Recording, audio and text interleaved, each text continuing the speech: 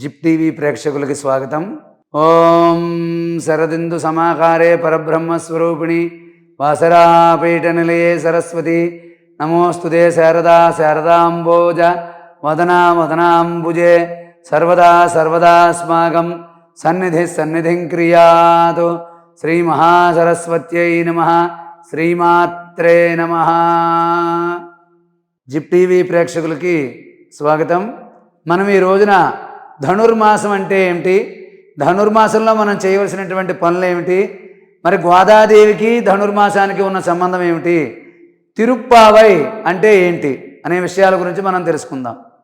మనకున్న అన్ని మాసాలు కూడా అన్నీ ప్రత్యేకమైనవే, కానీ మాసానాం మార్గశీర్షోహం, మాసాలన్నింటిలో కూడా తనకు చాలా ఇష్టమైనటువంటిది ఆ యొక్క మార్గశిర మాసం అని మహావిష్ణువే స్వయంగా చెప్పినటువంటి గొప్ప మాసం మార్గశిర మాసం. మార్గశిర మాసంలో గురువారం లక్ష్మీదేవిని ఆరాధిస్తారు. అలా ఆరాధించడం వల్ల కూడా లక్ష్మీ అనుగ్రహం విష్ణు అనుగ్రహం కూడా రెండు జరుగుతాయి. మరి మార్గశిర మాసంలో ఆ సూర్యుడు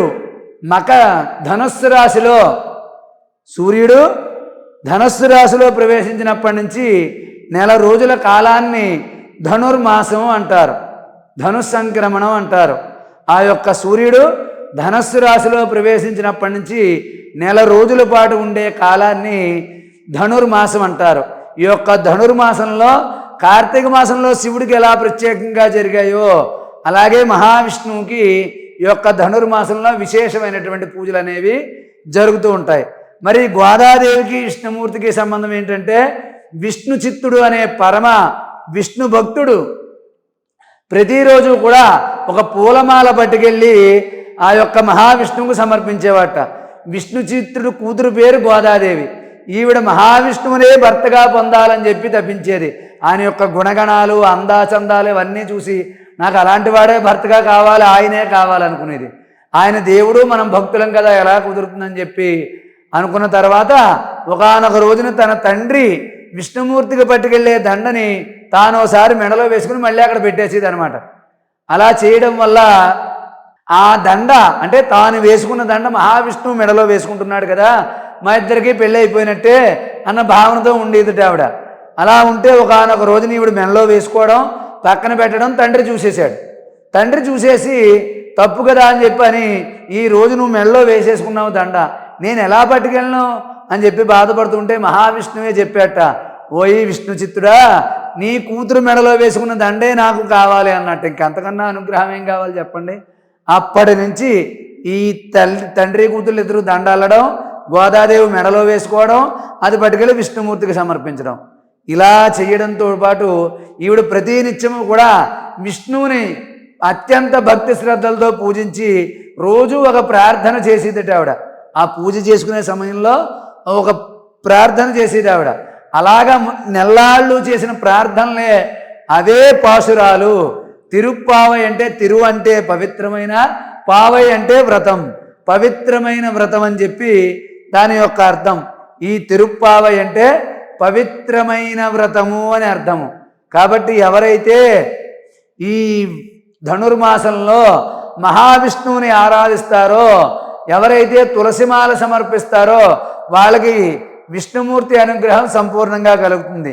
అదేవిధంగా పెళ్లికాయని అమ్మాయిలు ఎవరైనా ఉంటే ఉదయాన్నే లేచి తలస్నానం చేసి లక్ష్మీదేవి ప్రదమైనటువంటి ముగ్గుని గుమ్మంలో వేసి తర్వాత విష్ణుమూర్తిని ఆరాధిస్తే ఆ గోదాదేవిలాగే మంచి భర్తతో వివాహం జరుగుతుంది.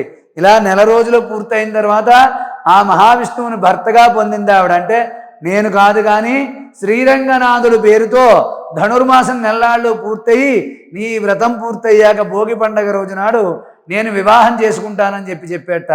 ఆ విధంగా ఈ ధనుర్మాసం నెల రోజులు కూడా ఆ గోదాదేవి రోజు పూలమాల కట్టి సమర్పించడం, విష్ణువు మీద రోజు ఓ స్తుతి అంటే ఓ ప్రార్థనా శ్లోకం చేస్తూ ఉండడం, అవే 30 రోజులు పాసురాలుగా ఆనాటి నుంచి ఈనాటి వరకు కూడా విష్ణు భక్తులు విష్ణాలయాల్లో చదువుతూనే ఉన్నారు.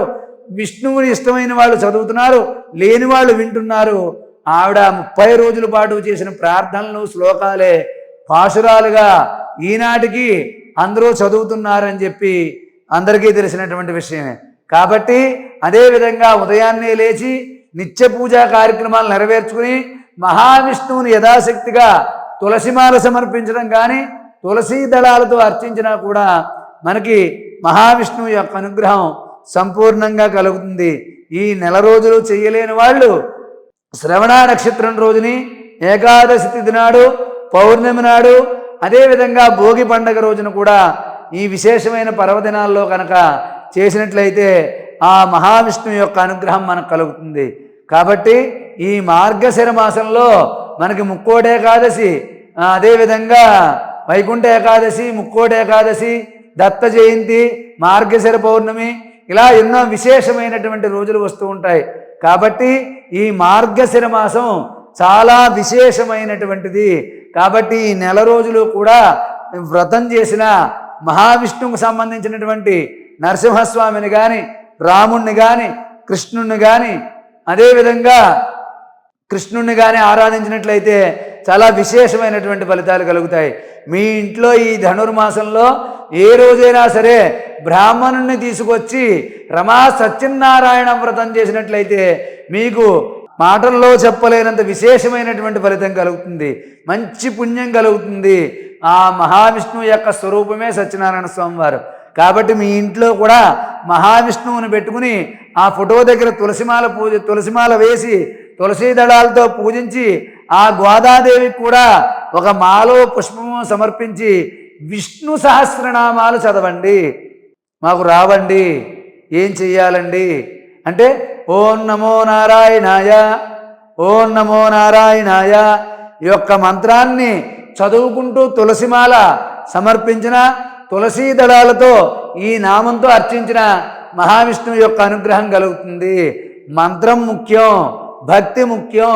కాబట్టి నువ్వు ఎన్ని శ్లోకాలు చదివినా, ఎన్ని పూజలు చేసినా మనకి మనస్సు అక్కడ లేకపోతే దానివల్ల ఏం ప్రయోజనం లేదు. మనిషి ప్రజెంటు, మనసు ఆబ్సెంటు, ఏముండదు.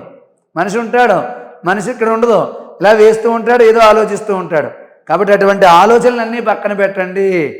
జన్మకో శివరాత్రిలాగా ఏడాదికి ఒక్కసారి వస్తుంది ఈ ధనుర్మాసం.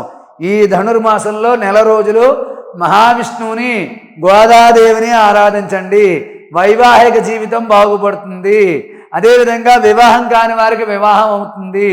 అదేవిధంగా మహావిష్ణువు యొక్క అనుగ్రహంతో లక్ష్మీదేవి కూడా కరుణిస్తుంది.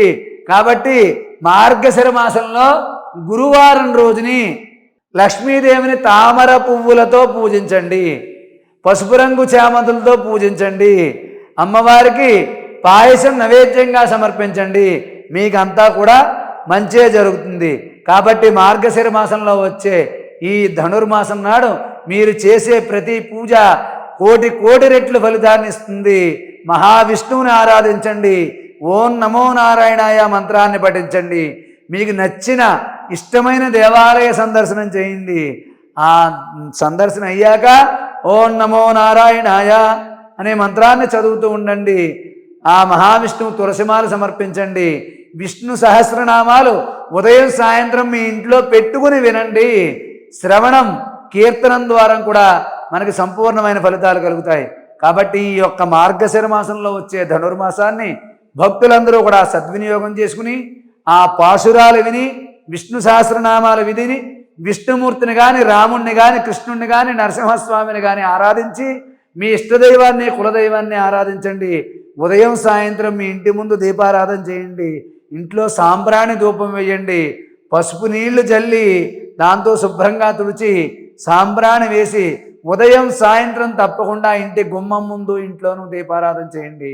ఆ లక్ష్మీ విష్ణుమూర్తి యొక్క, లక్ష్మీ నారాయణుల యొక్క అనుగ్రహాన్ని పొంది అందరూ కూడా సుఖ సంతోషాలతో భోగభాగ్యాలతో ఉండాలని చెప్పి ఆ ధనుర్మాసంలో మహావిష్ణువు అనుగ్రహం కలగాలని ఆశీర్వదిస్తూ సర్వే జనా సుఖినో భవంతు.